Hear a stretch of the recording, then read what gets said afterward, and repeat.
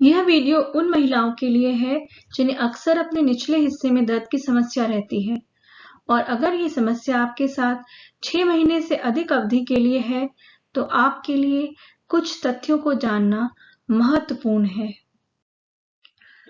सबसे पहले आपके लिए ये जानना जरूरी है कि आपके निचले हिस्से में कौन से महत्वपूर्ण अंग होते हैं। ये चित्र यही दर्शाता है। निचले हिस्से में सबसे आगे की तरफ पेशाब की थैली और उसका रास्ता होता है।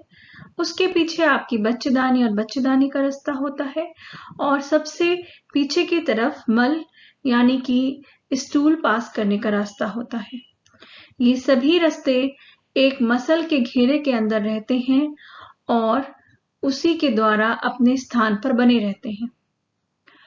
ये मसल एक चारों तरफ हड्डी के घेरे से जुड़ी रहती है।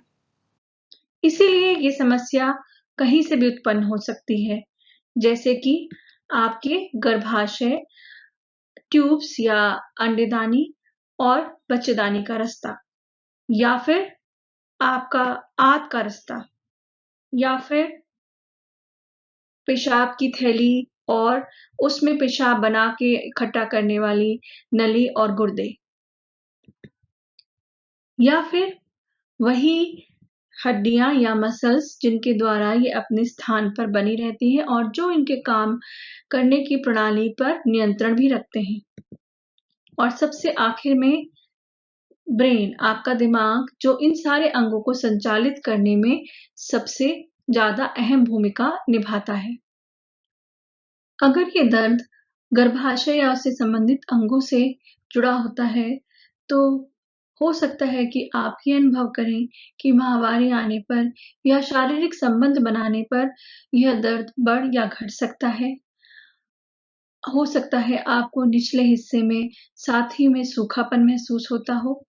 हो सकता है कि आपने फिलहाल में ही कोई गर्भ निरोधक उपाय का इस्तेमाल किया हो या आप किसी निचले हिस्से की सर्जरी या प्रसव प्रक्रिया से गुजरी हो।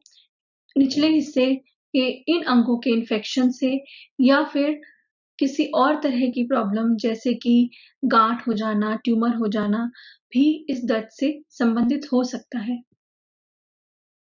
वहीं अगर आपको इस दर्द के साथ पेशाब संबंधित समस्याएं हों, जैसे पेशाब करते वक्त दर्द का अनुभव होना, बार-बार पेशाब लगना, पेशाब पे कंट्रोल ना रहना और स्वतः निकल जाना, पेशाब में खून आना, आपका पेशाब की धार का खराब हो जाना या फिर आपका बार-बार पेशाब के रास्ते में स्टोन का बनना, तो हो सकता है कि दर्द का कारण आपके गुर्दों और गुर्दों को पेशाब की थैली से जोड़ने वाली नलियों या फिर खुद पेशाब की थैली या पेशाब के रास्ते से उत्पन्न हो।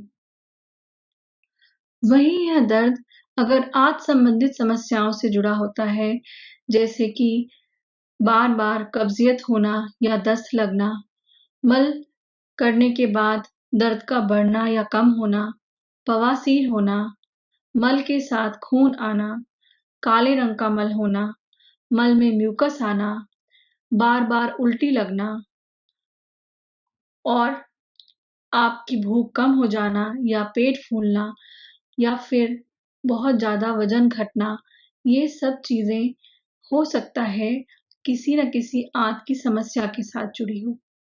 वहीं अगर ये दर्द आपकी हड्डियों या निचले हिस्से की मांसपेशियों की वजह से होता है, तो हो सकता है आप फिलहाल में ही गिरे हों या किसी और कारण से आपके निचले हिस्से में चोट पहुंची हो।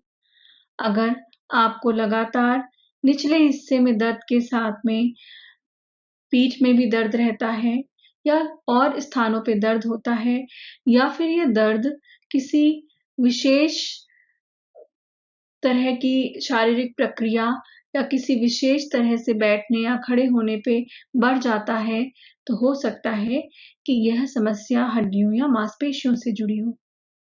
साथ ही अगर आप किसी मानसिक या शारीरिक परेशानी से गुजरे हैं और इन परेशानियों की वजह से ये दर्द बढ़ जाता है, तो हो सकता है कि इसके पीछे कोई मानसिक रोग हो। आपको यह जानकर आश्चर्य होगा कि 15 से 20% महिलाएं अपने जीवन काल में इस तरह की समस्या से गुजर सकती हैं। इसलिए ये ज़रूरी है कि आप इस समस्या के लिए किसी भी स्पेशलिस्ट को दिखाएं।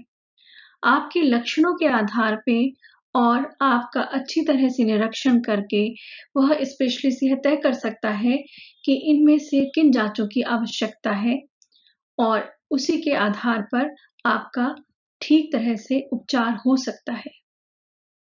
आपके लिए यह जानना ज़रूरी है कि इस समस्या का समय पर उपचार होना चाहिए, तभी हम पूरी तरह से इस समस्या से निदान पा सकते हैं।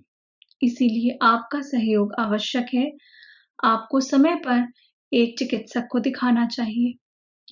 हो सकता है यह समस्या एक से अधिक अंगों की वजह से हो और इसलिए ये भी हो सकता है कि आपको एक से अधिक विभागों के डॉक्टरों को दिखाना पड़े। घबराइए नहीं, इस समस्या का इलाज संभव है, बस आपको समय पर डॉक्टर को दिखाना है। इस समस्या के बारे में अधिक जानकारी प्राप्त करने के लिए आप हमसे संपर्क भी कर सकते हैं। धन्यवाद।